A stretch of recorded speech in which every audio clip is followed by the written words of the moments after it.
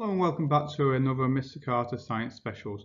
This video is on the heart and the heart structure. So we're looking at again the specifications, we're looking at Edexcel and Cambridge GCSE, and we're going to be able to understand by the end of this entire diagram. Now, the best way to learn about the heart is to actually start really simply. I would recommend you go into Google, you find an image very similar to this, you print it off 10-15 times and you learn it and you label it again and again and again until you've fully understood everything that's going on in the heart. So we're going to start with the left and the right of the heart. Now you have to imagine that you are a doctor looking at a patient and it's the patient's heart. So everything is actually the wrong way round for you. This might well be your left side, but actually this is the left side of the heart here. And the right side of the heart is over here. Now that's the opposite way round than you may well be used to. The right side of the heart carries deoxygenated blood. Now, deoxygenated blood is a very dark red colour, but often in textbooks and diagrams you'll see them using a blue colour, even though in real life it's actually a very dark red colour. And deoxygenated blood is high in CO2 but low in oxygen. So we're going to shade the right hand side of the heart in blue so that we can see that we have deoxygenated blood on the right hand side of the heart. On the left hand side of the heart we have oxygenated blood.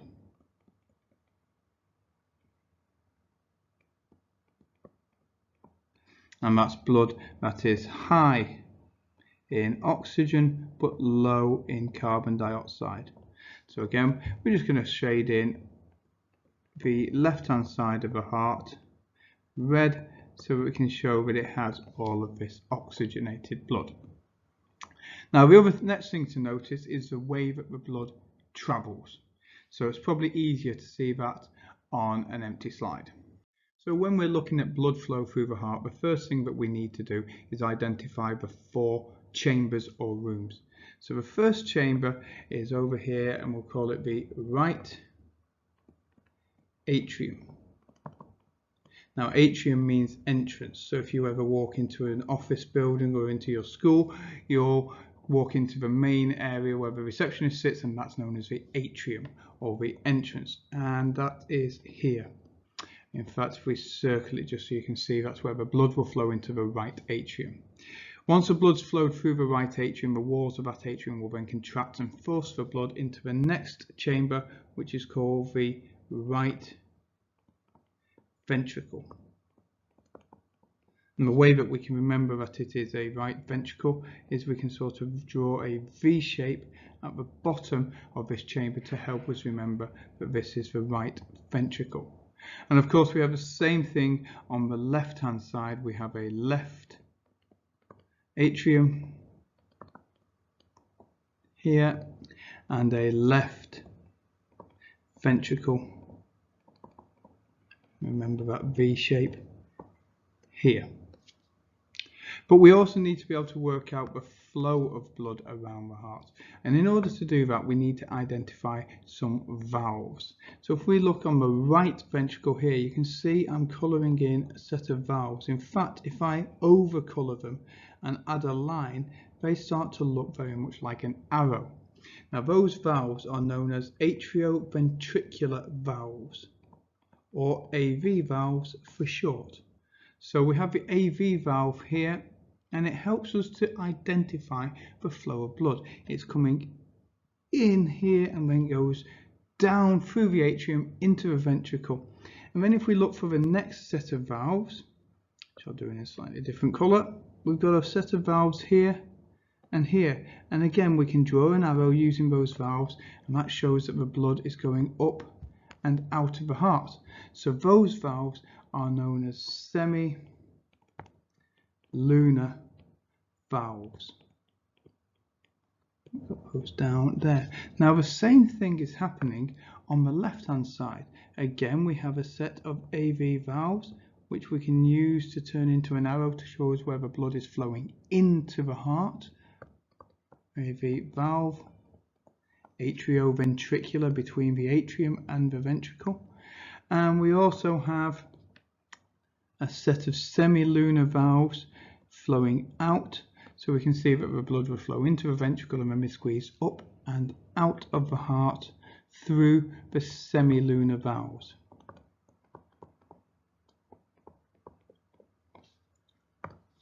I use a different colour to identify those, and I'll change the colour over here just to make it a bit easier. So there is the semilunar valve. So blood flowing in. So we can now see on this heart that we've got 4 chambers: the right atrium, the right ventricle, and the left atrium and the left ventricle. We've got 4 lots of valves. 2 AV valves between the atriums and the ventricles, and 2 semilunar valves at the exit of the ventricles. In between, we also have this muscle here which separates the left and the right side of the heart, and that is known as the septum. The other thing to notice is that the muscle wall of the left ventricle here is much thicker than the muscle wall of the right ventricle here. And the reason for that is when the left ventricle contracts, it's contracting oxygenated blood, and it needs to send that all the way to the top of your head and to the tips of your fingers and all the way down to your arms, so it has to go a very long distance. When the right ventricle contracts, it's got deoxygenated blood which is sent to the lungs to gain oxygen, but the lungs are very close to the heart, so it doesn't need as much pressure. Left ventricle has to create very high pressure. So if we have a look at this blank diagram again, we can start to understand a few more things. Now we know our valves and where they are, and they show us the flow of blood through the heart. If I fill that in with these arrows, I know we've already got arrows on the diagram, but it's nice to sort of see the change there. Then we can see something else about the heart. We can see here that the blood is going into the heart here and into the heart here. So it must be carried by a blood vessel. And that blood vessel is a vein, because veins carry blood in. Veins. Now, all veins carry blood into the heart, and almost all veins carry deoxygenated blood, apart from one, and that is the vein that's come from the lungs to the heart, and that is the pulmonary vein, and it carries oxygenated blood into the heart. The vein that carries deoxygenated blood is the largest vein in your body, and it actually has the Latin term, and we call it the vena cava. Vena cava, that's a vena cava going in. Here we've got the blood flowing out of the heart, here and here, or a better way of saying out of the heart would be away. Away. So that makes this an artery.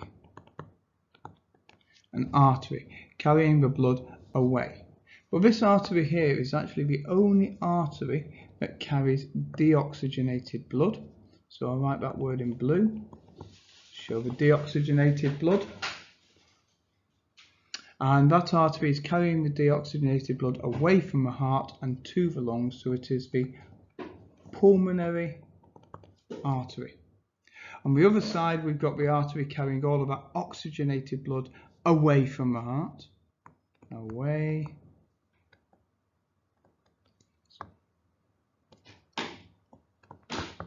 And that artery is the aorta. It is the largest artery in your body, and it carries the blood under a really high pressure.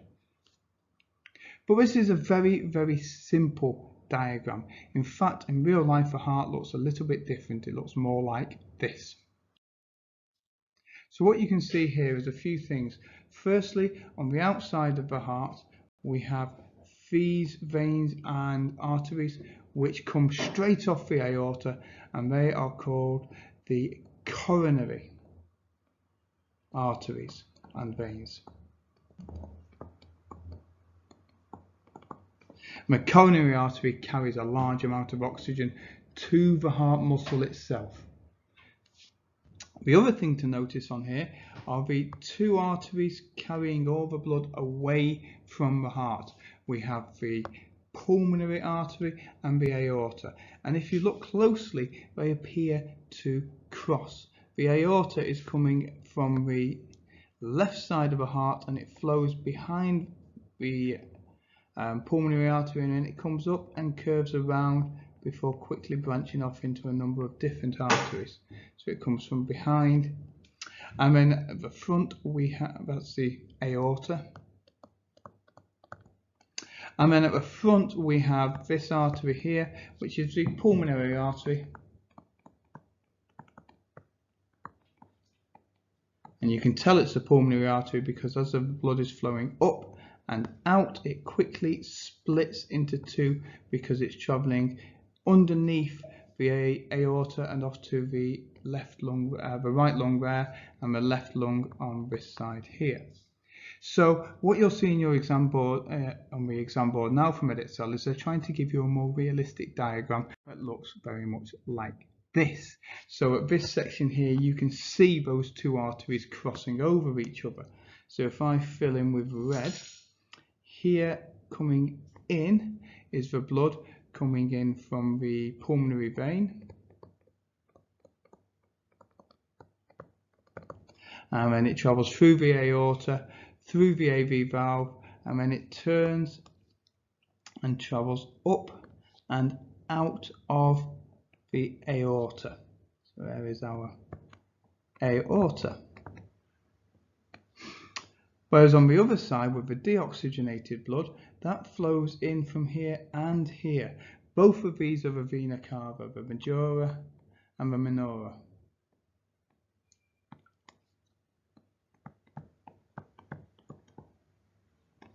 One coming from your head and one coming from the rest of your body. So the vena cava carries in all of this deoxygenated blood into the right atrium, which then travels through the AV valve and turns around before leaving up and out of the pulmonary artery.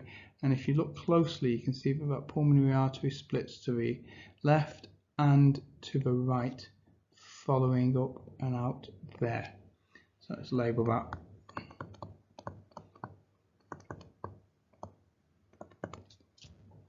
So let me just go and label the chambers now on this diagram, just to make it a little bit clearer. So we can see over here we have the right atrium. Underneath that we can still write our V there for the right ventricle.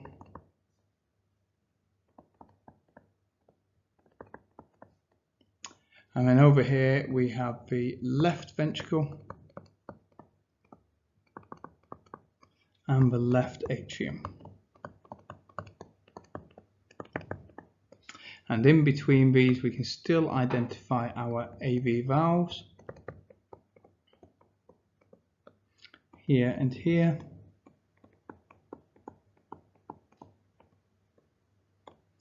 And then I'll draw these in a yellowy colour and an orangey colour. Here and here we have our semilunar valves.